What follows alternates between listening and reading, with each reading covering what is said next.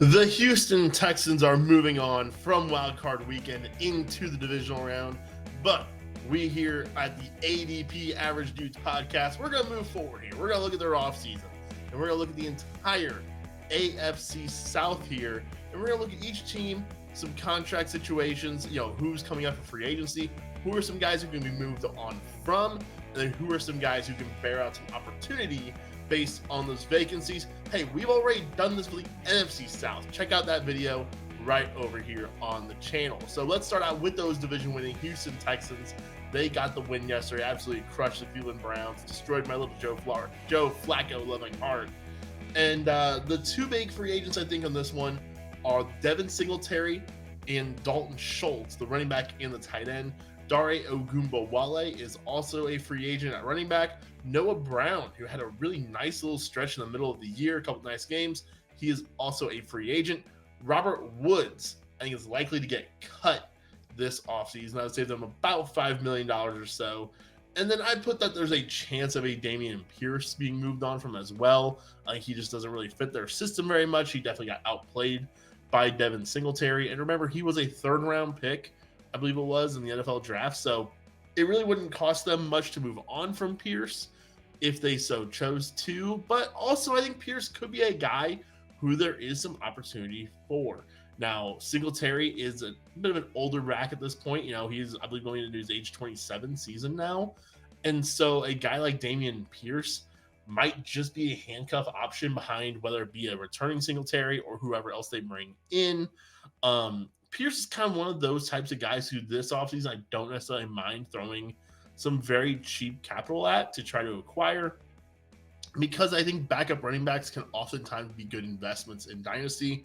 I think starting running backs often are not, but I am willing to take flyers on cheaper guys who are backups in case they do get a chance to produce. They can quickly turn around and have some trade value right back out the door. But really, I think the big opportunity here lies in the wide receiver. I think both John Mechie and even Xavier Hutchinson have some appeal with Noah Brown and Robert Woods both likely being gone from this team. The real opportunity here, though, is to buy high. If you believe in Nico Collins or in Tank Dell, this is where you could potentially be their final chance to buy before major breakout. I think both of these two guys, as the depth chart currently sits, I think I would be ranking both these guys in the top 24 for next season. I personally feel like this is a good landing spot for a big-time wide receiver.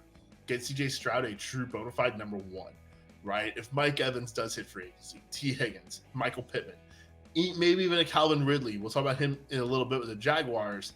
I think this is a prime spot to go out and really land a guy. I kind of been comparing it to the Cincinnati Bengals, right? Where Nico is kind of the Nico is kind of the Tyler Boyd a little bit.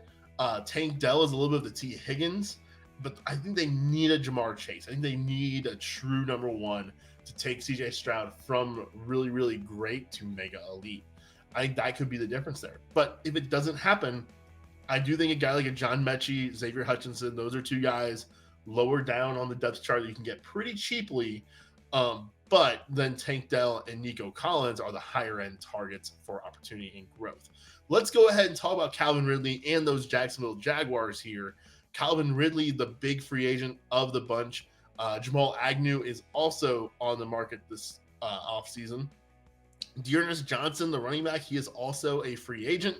I think there's a chance they cut or trade Zay Jones as well. Looking at his contract, they would save some money by moving on from him.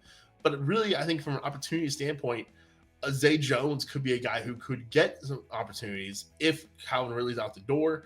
I think Christian Kirk continues to kind of be underrated and undervalued. I think he gets one more year in this offense. And then Evan Ingram, obviously still really, really good tight end. He almost hit the record for tight end receptions. To me, this is a spot to keep an eye on for a rookie wide receiver landing spot. And so it's a bit frustrating from a dynasty standpoint at the moment pre-draft to try and make any moves within the Jaguars, because I do think that I think there are going to be pieces coming in, and this could be a spot where maybe they go out and pay up for a wide receiver. I don't think it'll be Calvin Ridley. I don't remember the exact details, but there is higher compensation going to Atlanta if Calvin Ridley signs an extension with the Jaguars. So I do not expect Ridley to be back, but I do expect them to refill that hole with somebody. I think a rookie is maybe the most likely scenario, but if a Michael Pittman or a T. Higgins were to become available, I think one of those two guys would definitely kind of be a fit there in Jacksonville. Okay, the most interesting team in this division to me at the moment, the Tennessee Titans. Ryan Tannehill is a free agent. Derrick Henry is a free agent. At wide receiver, you've got Chris Moore and Nick Westbrook-Ikhine who are free agents, but I think DeAndre Hopkins is likely out the door. This to me screams for good opportunity for Treylon Burks. Burks was a first-round pick a couple years ago, and his rookie year really couldn't get out of the blocks, right? He had injuries. He had the whole asthma situation going on. And it's also a very conservative offense that's not very wide receiver friendly. And so Burks has really kind of struggled in these first couple of years to get going. With Mike Vrabel also no longer coaching the team, he is gone. Maybe we'll see who their new coaches are. But I could definitely see a scenario, though, where it's a more aggressive offense.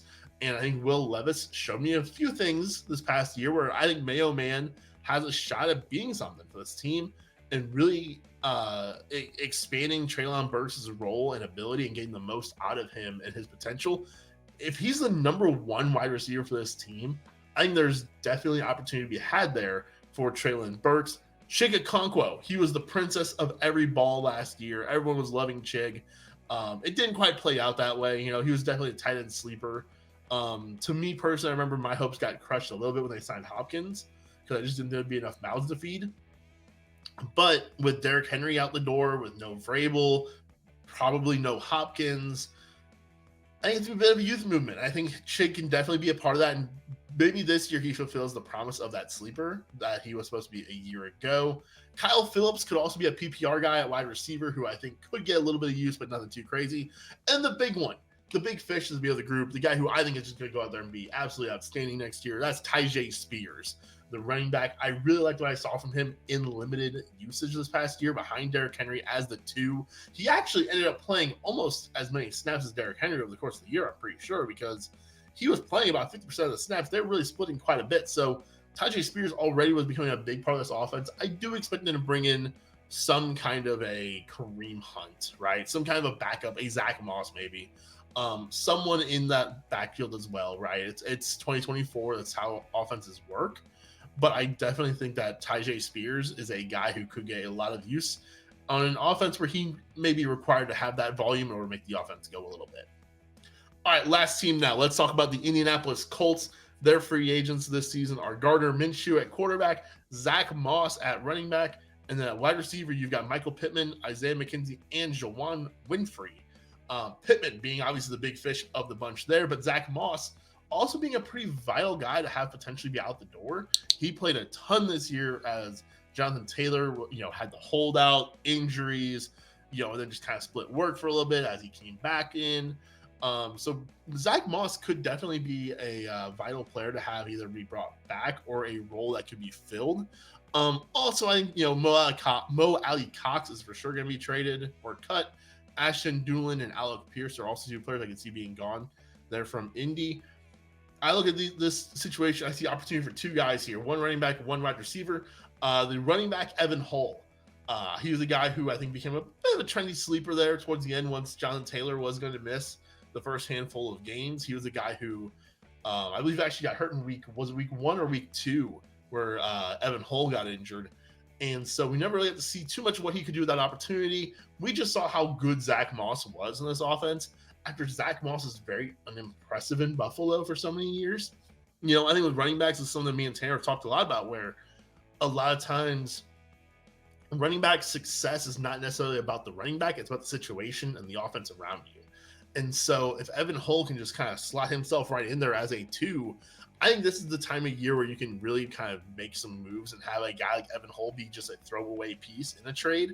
And then all of a sudden you get to August and he's just the guy behind Jonathan Taylor. And knock on wood, but we know how running back works.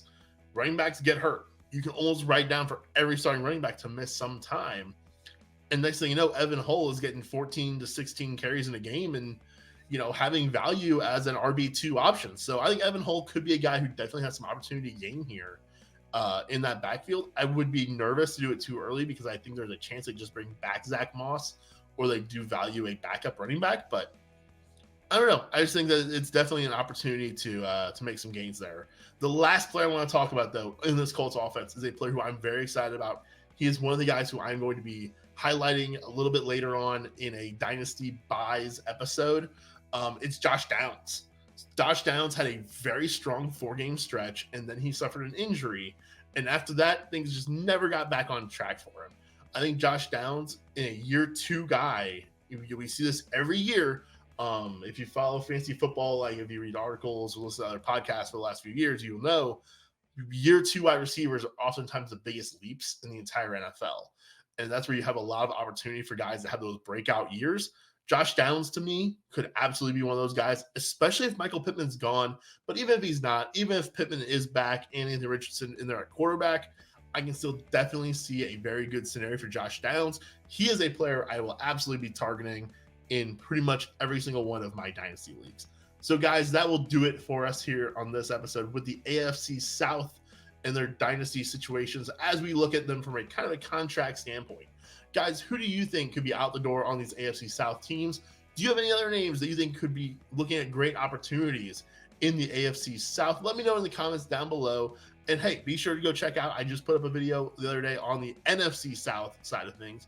And right after this, I'm going to record the NFC East. We're going to crank through all these divisions over the next couple of weeks here as the NFL playoffs are going on. We're going to talk about each and every one of them and kind of go through it just like this. Hey, here are players who are free agents. Here are players who can get opportunities from that and really have a chance to grow and be good values on your Dynasty roster. So, guys, until then, I will see you next time. Enjoy some playoff football.